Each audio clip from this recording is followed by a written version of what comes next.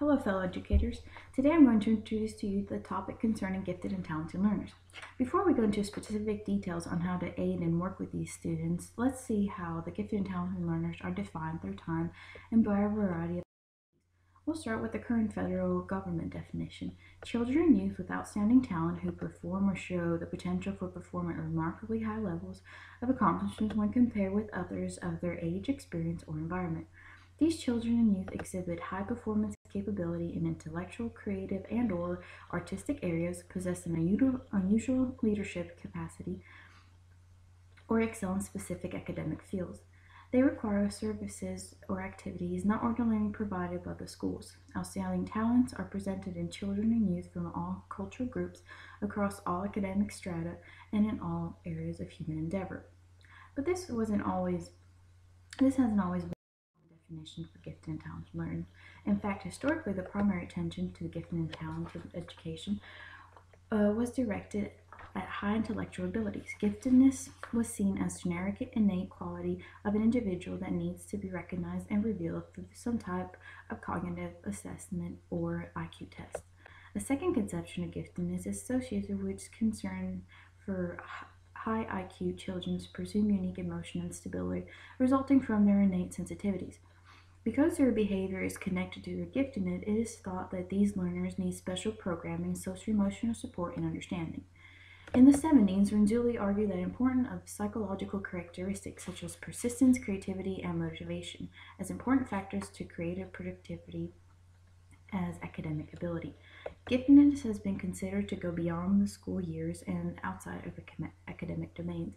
Some example might be outstanding talents in sports and performing arts. A fifth viewpoint attributes outstanding performance to environmental factors such as practice and unequal access to opportunities. Keeping these definitions in mind, let's see some of the common characteristics found through research concerning gifted and talented learners. They learn more quickly and independently in comparison to peers, so they are able to retrieve information rapidly by sorting relevant information from the irrelevant. They use advanced language, reading, and vocabulary skills. Highly developed learning and metacognitive strategies, so they're able to think abstractly and conceptualize the information quickly. They have a higher motivation on challenging tasks and less on easy ones, so they're interested in topics and invest a lot of their energy in particular tasks or performing areas. They also set high performance personal standards of achievement, so they're goal oriented. As you can see in this slide I created a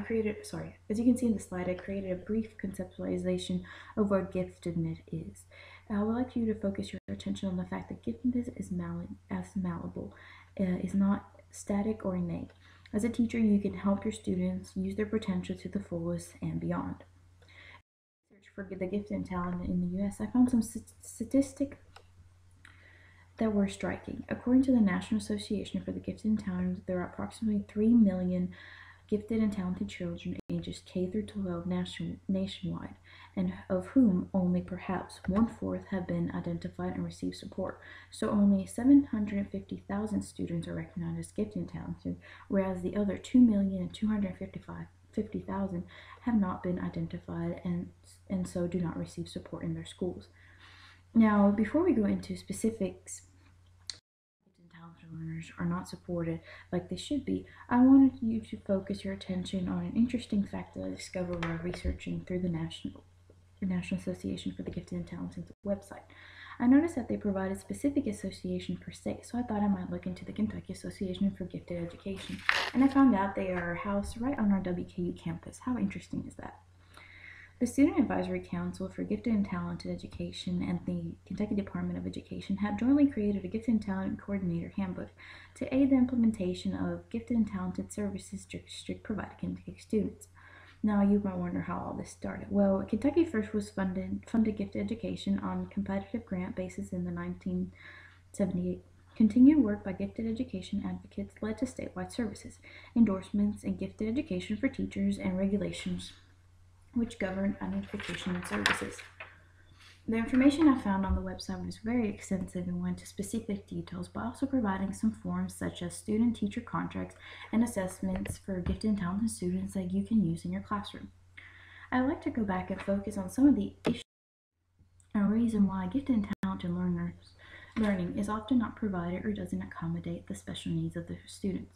One of the issues are misconception concerning gifted and talented learners. It's presumed that they can make it on their own no matter the environment they're in. This causes the child who is gifted and talented to feel pressure because a lot of is expected of him or her, and consequently, it makes them believe that they have to be perfect and prove themselves. Another misconception is that giftedness is associated with socioeconomic status. So some people believe that due to the fact that students are provided with help and support, they have more chances of being gifted and talented and do well in school. Most of the times in the school system, talents and achievements, sports, performing arts, and so on are awarded and recognized, whereas students who academically are successful are ignored or downplayed. Now, when we see this fourth point, it talks about that there is an acceptance of despairing stereotypes of academic gifted individuals. What we mean by that is that despairing stereotypes are such names and words as nerd, brainiac, which cause a gifted and talented student to not feel accepted by others because of their abilities. Another wrong assumption is the fact that the giftedness is seen as genetically inherited and not earned, so the effort and work that the gifted and talented students put into their academic success are not recognized. Now, some of these misconceptions unfortunately affect the funding for gifted and talented programs, the training for teachers, and out-of-school programs. This in turn unfortunately affects the quality of teaching provided to the students. Now, you might wonder, so how can we as teachers help our gifted and talented students? Well, you can provide a variety of pathways for students of varying abilities and interests to acquire concept and demonstrate knowledge, so give them options. You can challenge them by providing them with a rich learning experience to develop the children's fullest potential and also stimulate their interest. You can often assess them. This is beneficial for the student and for the teacher as well. And you can also additionally challenge them by using technology. Now, in one of the articles that I found in conducting my research, the author provided 6 principles for teaching, which I thought were really interesting. As a teacher, you want to focus on unique patterns of strength. You want to provide opportunity and differentiation for children to use their potential to the fullest. You want to help them value others' strengths and abilities. Also, you want students to assess them. You want to assess them to figure out their individual strengths. You want to provide them with a chance to discover and use their creativity. In this case, we talk about creativity as the ability to think outside the box and produce something new.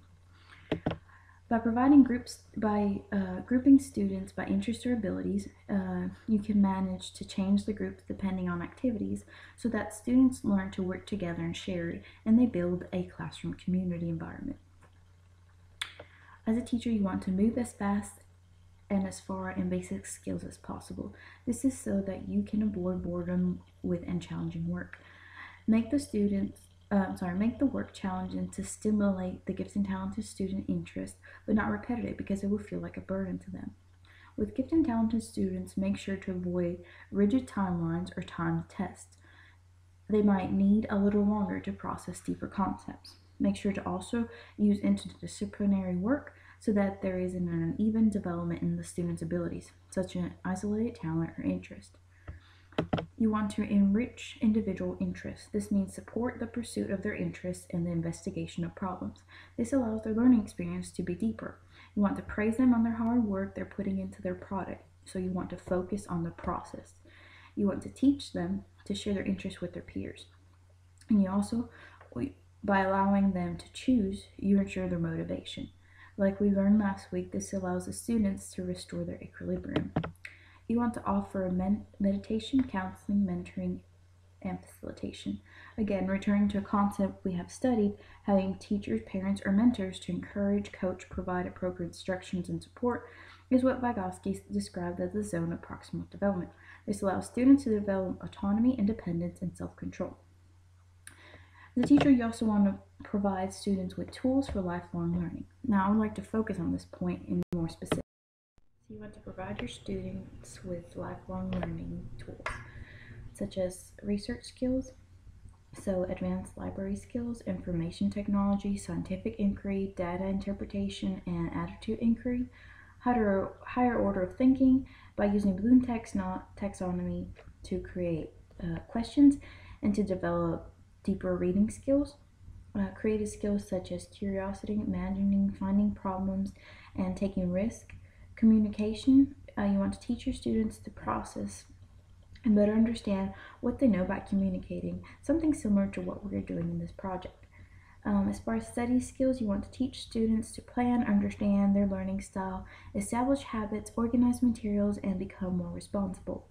With metacognitive skills, you want the students to be able to monitor their own what they know and learn to control their thinking process, such as anticipating possibilities and selecting appropriate strategies.